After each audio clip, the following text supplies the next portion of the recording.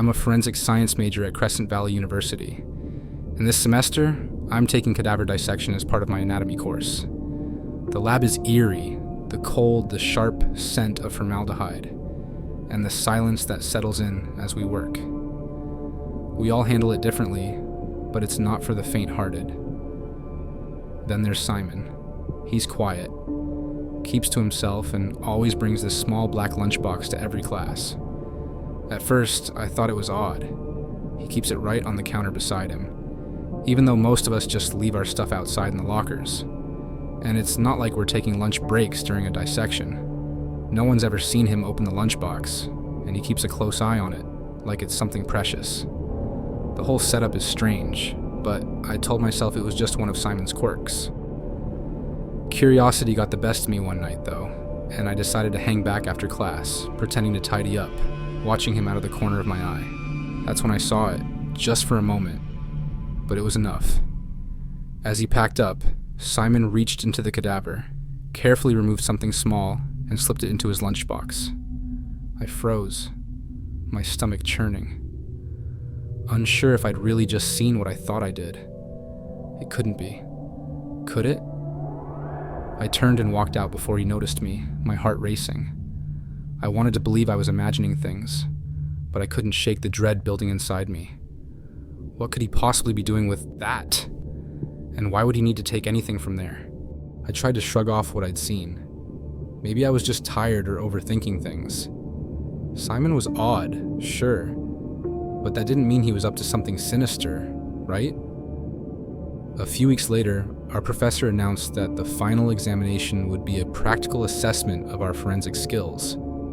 We'd be assigned a partner, and together we'd have to perform a detailed mock autopsy report, analyzing wounds and identifying cause of death based on evidence.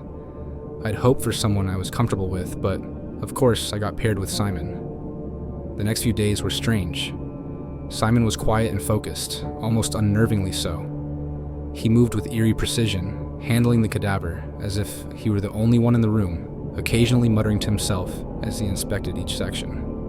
Our final report was thorough, though I found myself doing most of the writing while he handled sample collection from the cadaver with unnerving enthusiasm. I could have sworn I saw him slip something into his lunchbox once or twice, but I couldn't be sure. It was like he knew exactly when I'd look away. After the exam, we passed. Relieved, I figured that was the end of my interactions with Simon. But something compelled me to reach out. Maybe I wanted to prove to myself that he wasn't as strange as he seemed. So, I asked if he wanted to grab dinner. To my surprise, he agreed. We ended up at a nearby fast food chain. As we waited in line, I turned to him and offered, "Order whatever you want, it's on me." He gave me a small smile and said, "I'll just have a drink, thanks. I've got my dinner packed already." And then, like it was the most normal thing in the world, he opened that same black lunchbox he always carried. I tried to make light of it, grinning and asking, "What have you got in there that's so special?"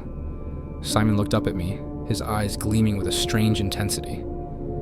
He lifted a small piece from the box with a fork, examining it like it was some fine delicacy. "Liver," he murmured, a faint smile spreading across his face. Nothing like fresh, tender liver.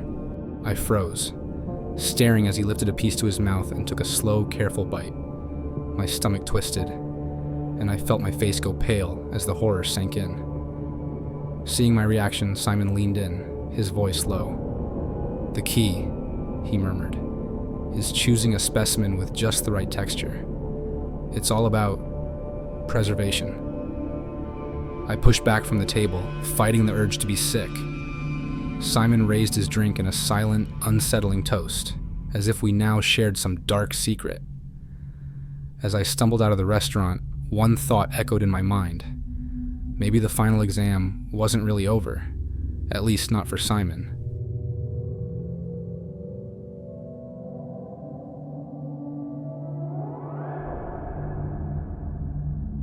I'm a business major at State University, living in the campus dorms to save on rent.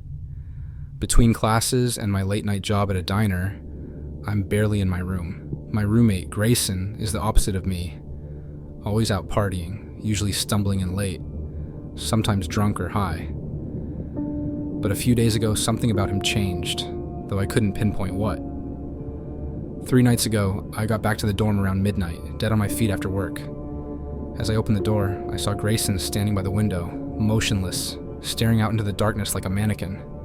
His silhouette looked off, but I was too exhausted to question it. "What are you doing?" I mumbled, heading straight for bed. "Nothing. Go to sleep, you're tired," he replied in a voice that was flat, hollow. I fell asleep immediately, not thinking twice about it. In the morning, Grayson was gone. I figured he had an early class. My day passed as usual. Classes, a shift at the diner. That night, I came back to find him asleep in bed. I shrugged it off and collapsed into my own bed. But around 3 a.m., I was jolted awake by something tapping on my thigh. Half asleep, I looked up, my heart racing. It was Grayson, crouched beside me, his hand tapping my leg. "Grayson? What are you doing?" I whispered. He just stared at me, his eyes glazed and vacant, before lying back down in bed. Unnerved, I decided to talk to him in the morning, but by the time I woke up, he was gone again. Maybe he was avoiding me, or maybe I was reading too much into it. I tried to shake off the unease, but that night when I got back, he still wasn't there. I went to bed, too tired to wait for him, but once again, around 3 a.m., I woke up to an oppressive weight on my chest, pinning me down. My eyes snapped open, and there he was, Grayson, straddling me, his face inches from mine, his mouth twisted into a wide, unnatural smile. His eyes were blank, empty, as if he was not really there. I shot up, scrambling out of bed, and he bolted out of the room and into the hallway without a word. The next morning, I decided to skip class and take the day off work. I wanted answers. Hours later, the door opened, and Grayson walked in with his usual grin, asking how my night had been. I confronted him about everything: the staring, the tapping, the horrifying smile. He looked at me, his face draining of color, and said, "That wasn't me. I've been out of town for 3 days for a family emergency. I texted you, and I even posted about it." I stared at him, cold fear creeping up my spine as I checked my phone. His messages and updates were all there. If it wasn't Grayson in my room, then who was it? And where is he now?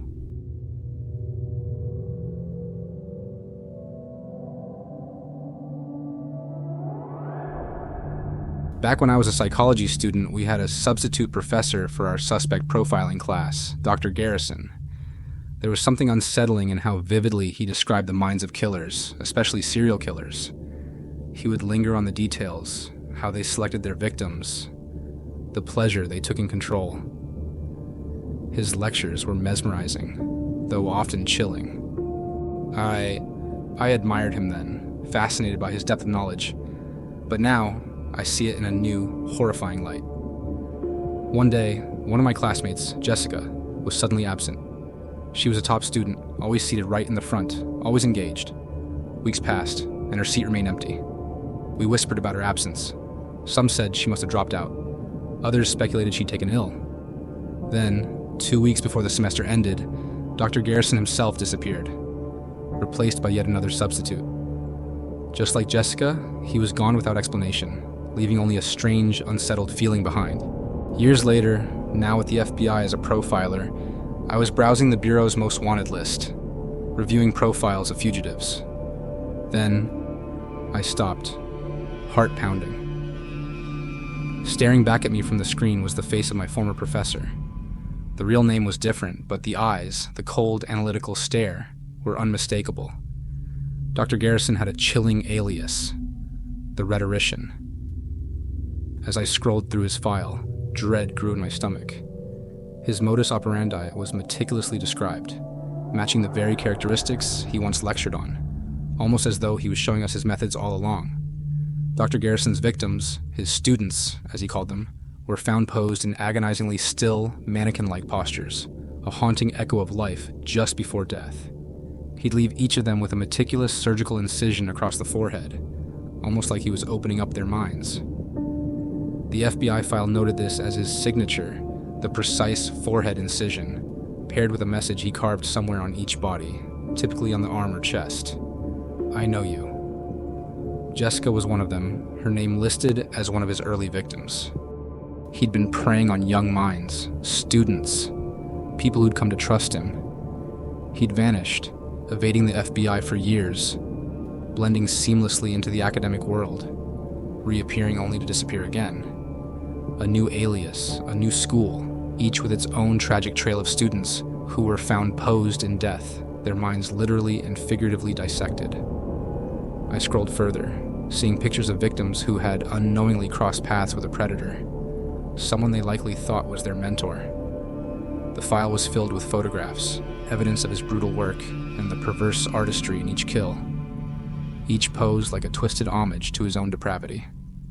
The man I'd looked up to, the man who'd inspired me to follow this career path, had hidden in plain sight, guiding us all into the very darkness he embodied. And as I closed the file, a single thought chilled me to my core. Dr. Garrison had been grooming his victims all along, studying us just as closely as we had studied him.